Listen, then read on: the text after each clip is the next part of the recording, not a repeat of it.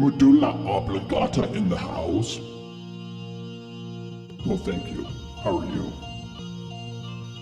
Okay, I just have one statement to make. One statement only. And my statement is, whatever Beyonce is baking, I want that. I want the same moolah for my medulla. And I'm out. Nice knowing you. Goodbye.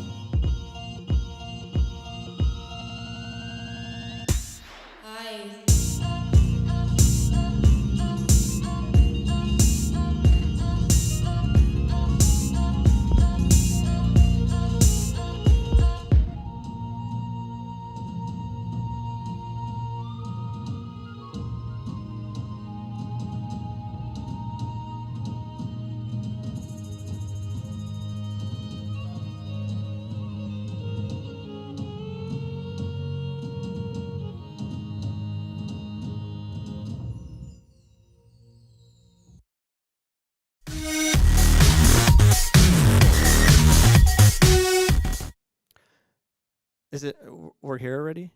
Episode 629. Welcome to the Coach Cameron podcast. We do have Jessica McDonald with us. She's in the green room. You can hear us, right, Jessica?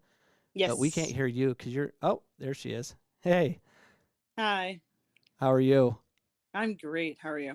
All right, we're kicking you out for a second. I like your jersey. Oh, yeah. It's the J-Mac jersey. Very excited about that. Snazzy. But on today's show, we're going to have high school recap. We're going to talk about the Christmas tree and the plant-based diet. But more importantly, Ryan, IT Ryan's with us. How you doing, Ryan? Doing good. What about you? Stressed because I didn't know if Jessica was coming or not. So she's here, so I'm very excited. And we have a green room and all this cool behind-the-scenes stuff that's just brand new to us. But, yes, Jessica McDonald's here, so we're very excited about that. We'll get to her shortly, but we are taking your questions live on Twitter, Facebook, and YouTube. Just place a comment that you have for the show or Jessica McDonald, and we'll get to it the best that we can. Yeah, also, we already have questions rolling in, actually. Well, just hold on to them. All right. But, yeah, just you got to pick the best ones. So we might get a lot. But anyways, we also have a call-in line. If you want to be part of the podcast, email me at coachcameronpodcast@gmail.com for a link. And if I like you and you seem like you can contribute, we'll add you to the show. Like I have like 6 people that have these links that can call in anytime, but they don't. Like Joe Jaju, he's scared. He is. Anyways, podcast disclaimer. As we're instructed by our lawyers to say, my podcast is an educational podcast about youth soccer development in America, and I'm hopeful that through this podcast we'll help advance the game through discussing what works and what doesn't. Everything that is presented on this podcast is purely for entertainment and potential educational purposes. This episode is brought to you by Joseph Jaju, American Family Insurance Agent. Give him a call. And Joe will help you out with any insurance you need. He's my insurance provider. He's pretty good. I like him. But Joe also sponsors Phoenix College as well. Did you know that, Jess? Yeah, I did. It's awesome. Yeah. Well, he sponsors. And so there's this family. That's Blanca with Xander. Now they have a couple more. Ariel and Andrew is the latest. Andrew. But in this photo, see that drum in the back? Ryan, Yeah. Can you point at that drum? So that drum was stolen at my sellout game. So, Jessica, I'm sure you're aware we do these sellout games at Phoenix College. You have that overlay, Ryan, of the sellout games? So here's a photo of the sellout game we do at Phoenix College. This is junior college. The largest crowds in the country reside at Phoenix College, and we do a lot of hard work about putting these things together. And we had a drum that was given to us from Nobi's family. So Nobi, it was our number one fan. Nobi, he passed away 4 years ago, and he was just a big fan. When we started bringing Japanese imports to our program, he would just come to the game because he's Japanese and he loved watching them play and he loved our team. He was such an amazing fan, Jessica, that he would email the AD complaining about the girls or the women's program. He didn't like how they played at the time, and he was calling them out. And I thought that was so cool that he would actually go that great distance. And he got kicked out of a game. That's great. So at Chandler Gilbert, he went to Chandler Gilbert, and he was at our game, and he was playing his drum. And Chandler Gilbert's athletic director and coach at the time, which Jonathan Berzins, who was our AD at Phoenix College, who's now at Fort Lewis University, they didn't want him playing the drum. And he threw a fit. And he went to the middle of the field and started praying to the soccer gods, he said. And he goes, this is he was very upset. And then they had to call the cops, and me and my assistant coaches, we had to get him off. And, of course, he complained to the chancellor, everybody, because he thought that was the silliest thing. And it was the silliest thing. You should allow drums to be played anywhere there's a soccer game. But anyways, Yeah, that's absolutely. That's not a cool thing that Chandler Gilbert did at the time. But we are looking for this drum. Do you have another? There's another picture, Ryan, of the drum.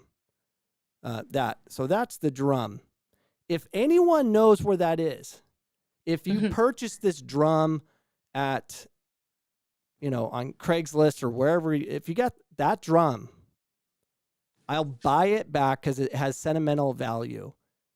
I want that drum back. I've been trying to get it back for the longest time, and I can't get it back, but I'll buy it back.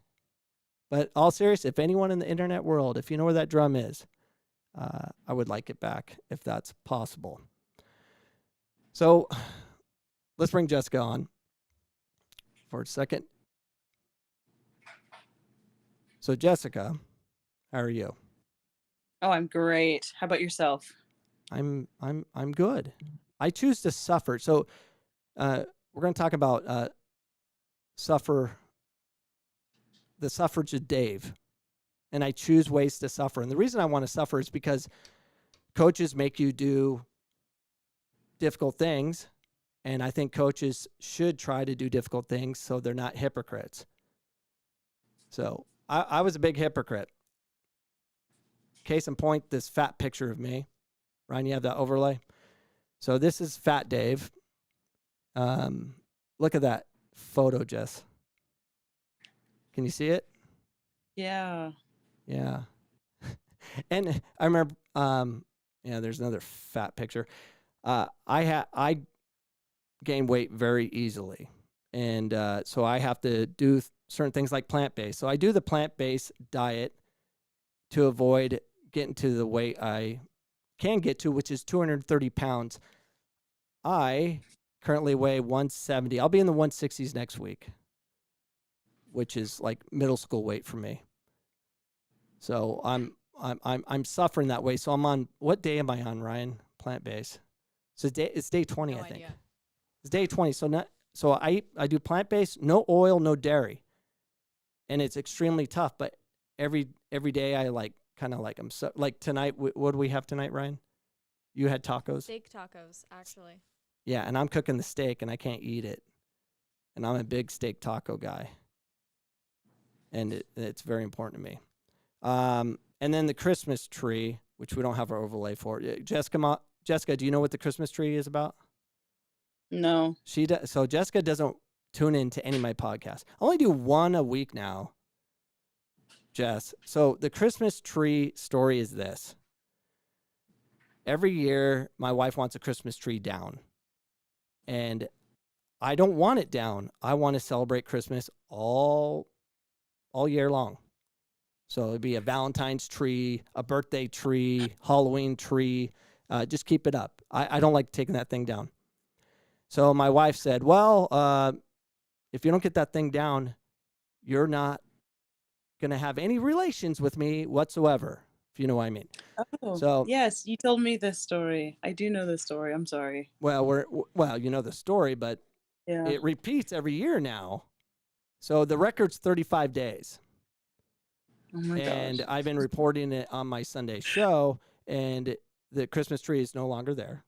So on Instagram, you'll see I'll put a Christmas tree up, and people are like, why do you put the Christmas tree up? I'm like, well, it's still up. Well, I got today What did I finish at? 27 was last week, wasn't it? No. That was like 20, I think. Anyway, I didn't beat 35. Anyways, Christmas tree's down. So there's no Christmas tree. We won't talk about it anymore. We'll see the Christmas tree next year. And we'll see how I do. So anyways, that's the suffrage of Dave. I'm done with that. I want to hurry up and get through all this stuff so Jessica can answer your questions. But I do have to do my high school report. So last week we beat Lake Havasu 6-1. And we play Verado Tuesday.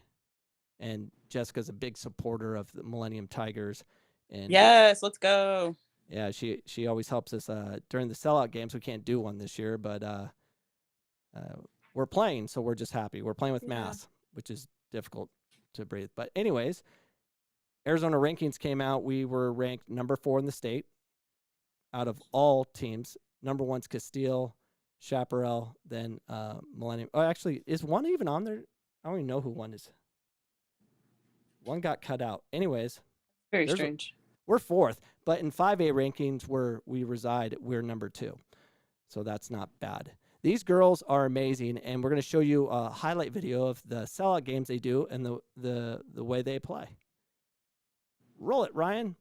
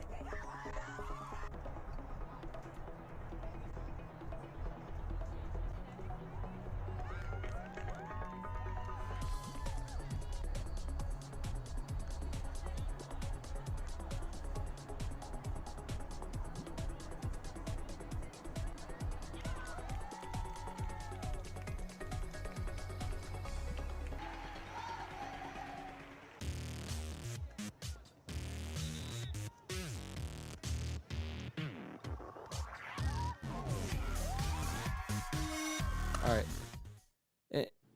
We're cutting this video early, so because we don't want to waste Jessica's time. I'm like going fast as I can. So now it's Jessica McDonald only time. So let's get going with the questions since we have questions. So let's roll with the questions before we talk about other things about Jessica. That highlight was fun. That was great. That was a great highlight reel of Millennium, by the way.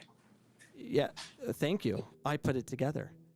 It was That's part of great. our freshman night thing we just had this past week that I had to put together. But you can watch the entire video on my YouTube channel. So anyways, Ryan, what questions do we have? All right. Our first question is from Denise Ramos Figueroa. Figueroa. Oh, okay. Figueroa. She says, with such a demanding career, what do you do to help create balance in your life? I do like to go out for ice cream to decompress. I have ice cream night before every game, which is kind of a tradition of mine. So I'm kind of about routine, and that really helps me. It really helps me cope. Next question, Ryan. All right. From Jen Nez, what is your favorite memory from Phoenix College? My favorite memory at Phoenix College was my very first practice with the Phoenix College men's soccer team, and I scored a bicycle my first day out there. Who was in goal, by the way? Ramiz or Tehoon? I think it was Tehoon. Oh, okay. Yeah, I it was was hoping Tehoon. I was hoping it was Ramiz. That would have been even better. Cherry Yeah, on top. And you were practicing with the men's team? She Every had day. to. Oh. Why is that? To upkeep my Competition? game. Yeah. All right. Next question is from Joe Remblance. Jessica, what was the turning point in your youth career that made you think you could potentially go pro? To be honest, there wasn't a pro league when I was younger. There wasn't a pro league until I hit college.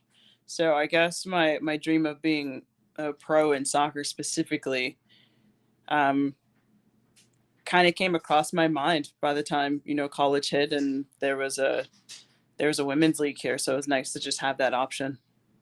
Yeah, so you actually, the pro leagues really got going when you were at UNC Mm-hmm. because you got drafted by Chicago.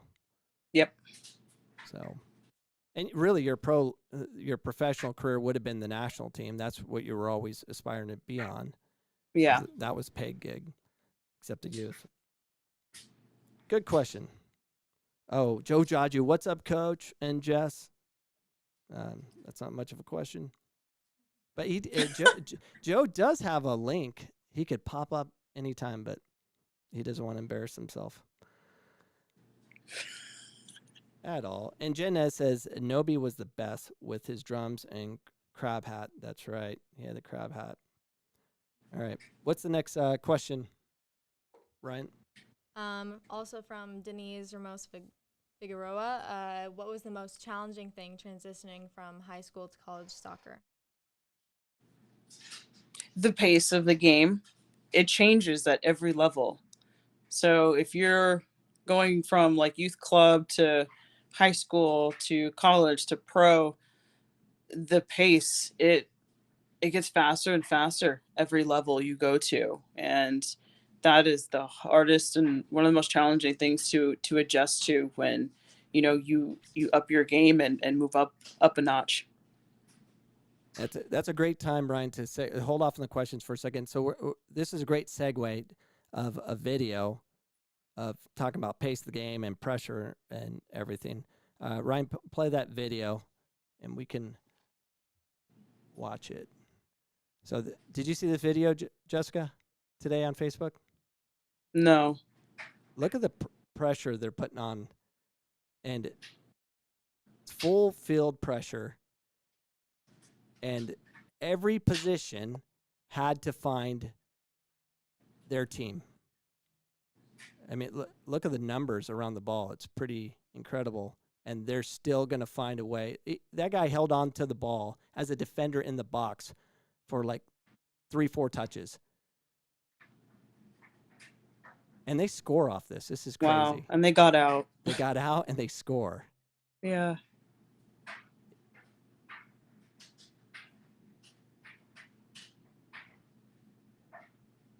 Wow. Yeah, it's crazy. So yeah, the reason I showed that video, and it's a perfect time what you explained, the game is advancing fast. And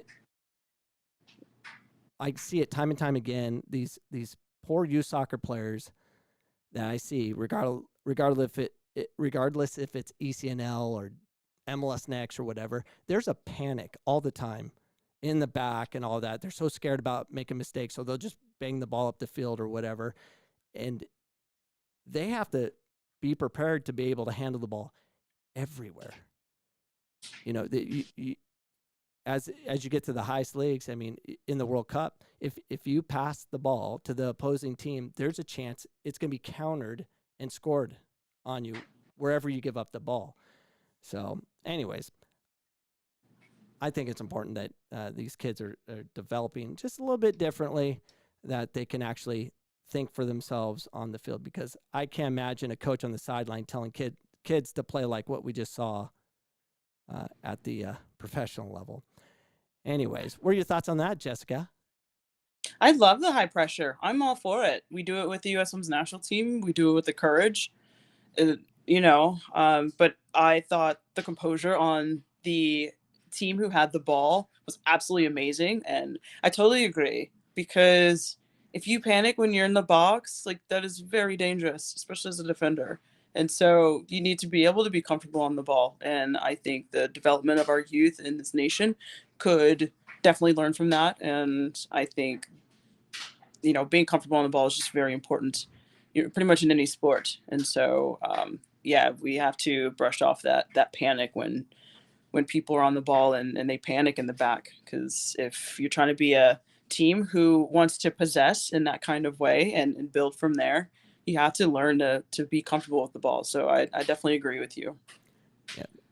I just want the youth to be prepared for that. So Yeah. you're going to have to prepare now, not wait. You can't wait till you're a professional to do that. You can't Yeah. gain confidence as a professional if you're not doing that as a kid, a center back, actually finding teammates versus just hit it up the sidelines so we don't get scored on kind of thing. Right. Anyways, back to the questions, Ryan. Question from Cody. Favorite moment from UNC soccer? Ooh, favorite moment from UNC soccer was the 2009 NCAA championship. We were playing Stanford, and I scored the only goal. It was a volley. And you got in trouble. I did get in trouble. I got in big trouble. I got in so much trouble with my grandmother, you guys. Yeah, it was on national television, and she was mouthing words of celebration, we'll say. Yeah. We'll leave it at that. But Grandma dealt with that. So anyways, She that did. was I remember that. I remember seeing it. I thought it was 3 or 4 times, but apparently it was only. Wait, no, we never found the video. We didn't find the video? No, I don't remember, because you said it 3, 4 times in a row. Heck yeah, heck yeah, heck yeah. Anyways, next question. From Gilberto Gomez, what is your personal goal now that you have accomplished so much at the professional level, and what are your plans after retirement? Yeah, so I had a really cool this off season, and what made it so unique is the simple fact that I had a lot of fun. It was like very much so a stress-free off season, whereas when normally, at least as pros, and I mean even college level, when you're preparing for the season before going into preseason with your team, you know, regardless where you're at in the year, you kind of stressed out a little bit. You want to make the team, you want to be, in the starting lineup, things like that. It's a long list of, anxiety, factors that can really, it can like really stress you out. And so I had my first stress-free off season. I just played, and I had so much fun. I played 5v5 aside, and there are times we played 5v5 tournament, 6v6, just played and had fun, got comfortable with the ball. And I know what to expect as a veteran. And I just want to help the young players this season to adjust to this league, because I know it's not easy jumping into the pros. And so that's kind of my goal this year, is to help, you know, our rookies who are coming in, and just being able to crush it this year and kind of get on the same page as us throughout the season. So that's kind of my goal this year. And of course, I want to score goals. I'm a striker. And post career, I have a long list of things that I have up my sleeve that I want to do post career. Mentorship. Hopefully, a Jessica McDonald Academy will be up. We'll talk about that a little later, I'm sure. I just became a part business owner for Soccer Resilience. We help people with their mental part of the game. We're pretty much mental coaches, and I'm super excited about that. And yeah, I mean, a long list of things. I'm a mom too, so that definitely keeps me on my toes. Yeah, you're gonna be busy. That's gonna be fun. It's the one thing I like what you said about you stress free, and you played 6v6 wherever you could find soccer. You played, and every time you come back to Arizona, you play. You have that picture of me and Jessica playing. So Jessica would play in our alumni tournament that we do every January. Of course, we didn't have it this year.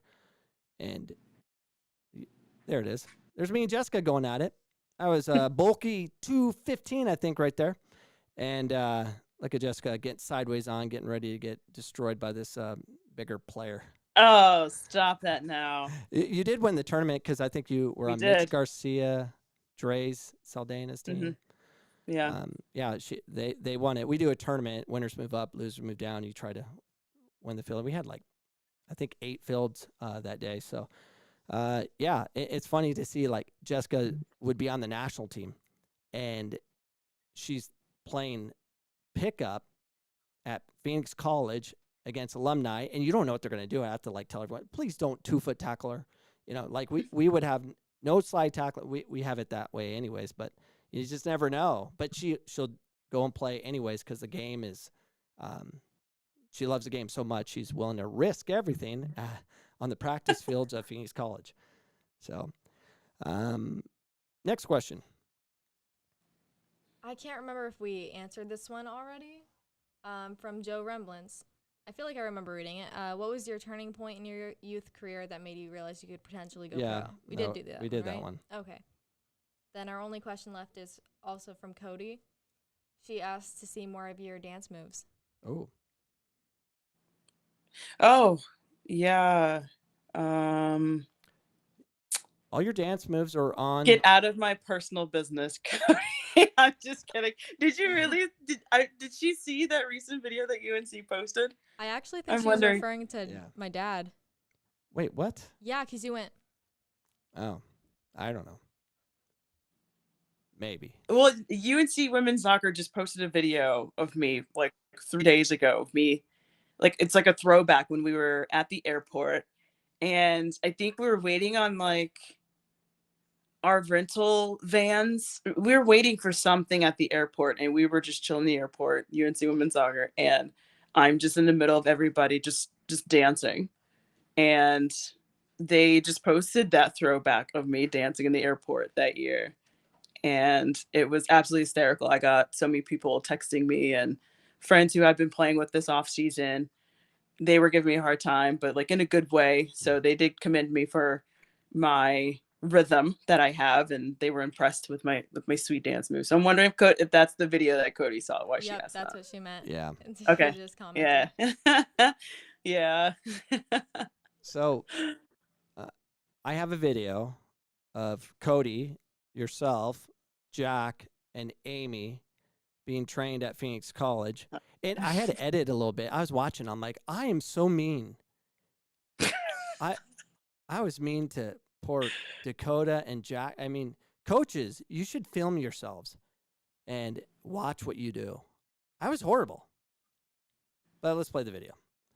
And so this is shrinking your strike foot session with Coach Cameron. I refuse to do anything that Get your feet down, both feet set, good, too far. U.S. Soccer wants us to do educationally. Shrink it. I try to teach things that aren't in the book. This is too big. And I just that I want learned to from other players. Anyways, we're doing a quarter. Got it? Yeah, squeeze your stomach like a madman. So this is Squeeze your Phoenix stomach. College. Okay, shrink When it. was Let's this, go. Jessica, this is before the World Cup, right?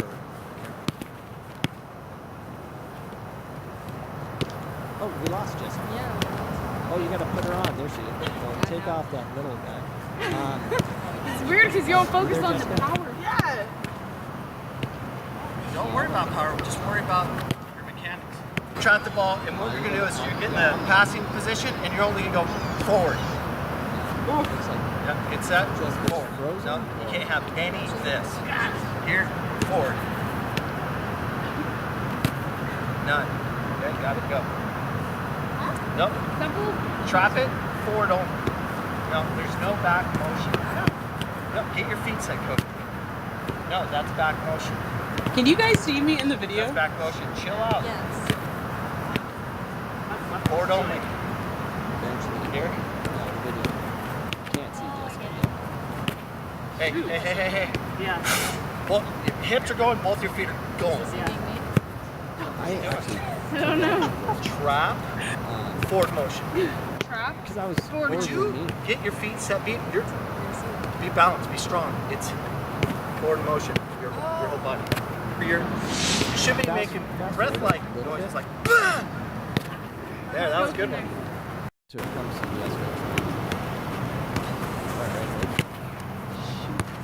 guys. With the lefty. Remember, I want to avoid this. I want to be up. So up and punch like Good to see you. oh, okay, well, try to get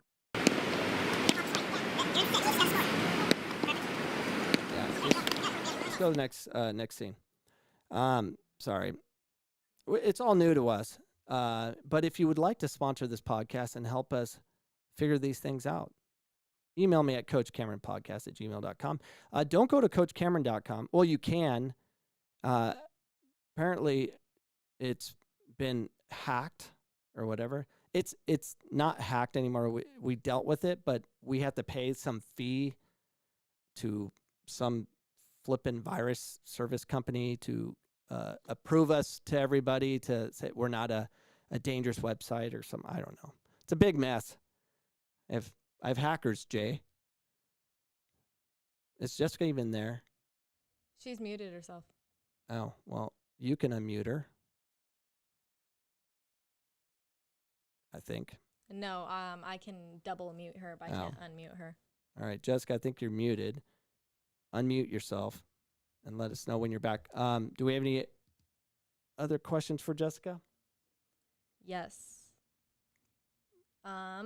But we can't hear her. Yeah. It's I think go back. Oh, she's she called rejoining. again. Go back to the first Jessica slide. Just get off. Can you the guys hear me slide. now? First. Yeah, we can hear you. You still want to Sorry, go? I reloaded No. my screen. It my mic just stopped working. It was weird. Yeah. Okay, she's Alright. back. Yeah. Okay. So what's the question? All right. Question from Darren Tui. Will you go into coaching after you retire as a player? No, that is a hard no. I'm sorry. I tried. I gave it a try at a lot of different levels, and it's not for me. You I wish I had a picture of you coaching. I do upstairs, but you coached at the Arizona Hammers when you were like 7 months pregnant with Jeremiah. Yeah. Good times. Yeah, you were up on your feet screaming. I thought you were going to go in labor early. Oh my gosh, those girls. Yeah, that was shoot. That was a long time ago. That was very much so a long time ago. How old is so Jeremiah's 8? He's 8. He'll be 9 soon. Oh my gosh. How tall is he now? He is 4 feet 9 inches. Oh, he's almost 5 feet. Yeah. Jeez. Yeah. Pray for me. Is he still doing jiu-jitsu and stuff? What's He's he doing? actually in swimming. He would But do you know well. what? I kind of want to put him back in jiu-jitsu. He really liked it. COVID hit, so everything got shut down. So yeah. Oh yeah, that is true. Any other questions, Ryan? No, no more questions. Okay, just let me know when they come. So Carlos Villa is watching. So Carlos Villa will be here next week. Carlos Villa, Dre Saldana, and Joe Jaju, maybe Joe. 2 of the 3 will be here, and they're going to critique me how I was as a coach in 2009, Oh gosh. which was horrible. And that was my first championship team. Those guys were amazing. They And were. They were very good, but I got in the way of it, and I want them to tell me live, this is next Sunday, of what their experience was. And we were a championship team. I want to hear how much they hated me, what did I take away from their game, all that stuff. And I know I did, and we need to hear those things, and I'm excited about it because I know what I was. I was a horrible, horrible coach. And right now, I'm average. I'm getting there, Jay. I'm almost there. Always room for improvement and growth. Carlos says, it's going to be fun. I got a lot of stories. Oh, great. Oh dear. Yeah, a lot of coaches out there are scared to hear the stories. I want them. I will suffer to help educate the many coaches, the young coaches out there that think they know it all and can manipulate the game according to however they want to manipulate it. Best way to coach is say nothing. Just have good players and say nothing. What the let me ask you a question, Jessica. Excuse me, I'm looking over here because there's a screen of you so I could see you versus staring Okay. at the camera. That's why I'm always looking over there. But I'll stare at you right now. I figured. Tell me this. Is there, when the ball is coming to you in a game or you're in possession of it, is it helpful from the sideline telling you what to do? No, What does it do? it's annoying. And confusing. Yeah. It's just adding more information. Okay, so you heard it here. A World Cup champion saying sideline talking when you're trying to process, oh, I have the ball, what do I do? It's different if your teammates are saying it, even though that's a little bit confusing too, but the team's different. But from the sideline, you already have the crowd, you have the players, you have the opposition, you have the other coach, and then you have coaches on the sideline telling you what to do. It doesn't work. Leave the people on the field alone. It's one thing if you're off the ball, drop or mark this player or something. That's a little different. That's not as difficult, I would say. So, anyways, Jessica, I want to talk about the school.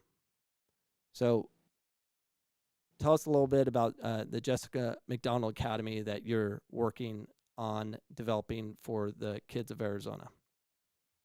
Yeah, I was super excited, when I got approached for the opportunity to obviously have an academy open. I mean, I feel like I did none of the work, but the people who I'm very grateful for.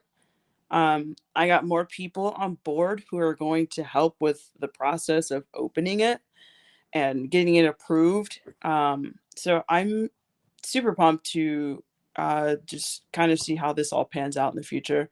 And Jessica McDonald Academy is about opportunity. It's going to be a soccer based but full time school. Um, you know, it's to help create change at the end of the day, especially for refugees or any inner city kids, to give them resources, give them good training, give them a good education. And I think those are two important things: is to have an active kid and one that's going to have a good education.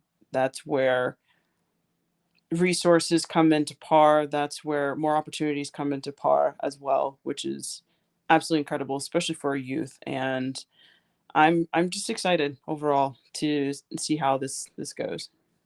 Yes, I'm excited too. Kind of being behind the scenes with you, seeing what's going on and hearing from you of what's going on.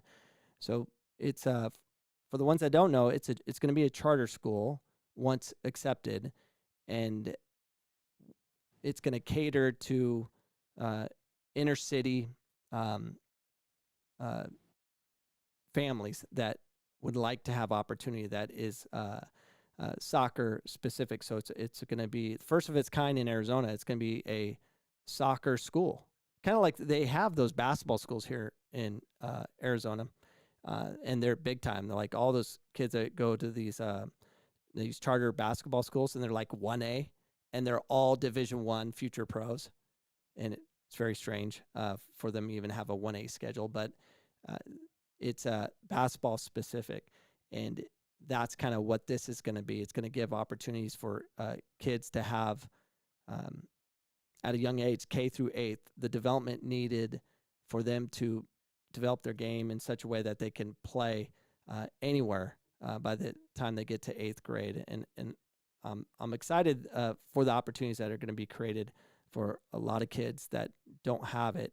And being part of the inner city at Phoenix College, we have the Little Bears Academy, where you were gracious enough to hook up all the little bears on the girls' side, all Nike uniforms, and they got a lot of things from your connections to be able to develop their game, being coached by not only myself but all the student athletes at Phoenix College, And that's a cool thing we do. And it's been growing. And then, of course, COVID hit and slowed everything down.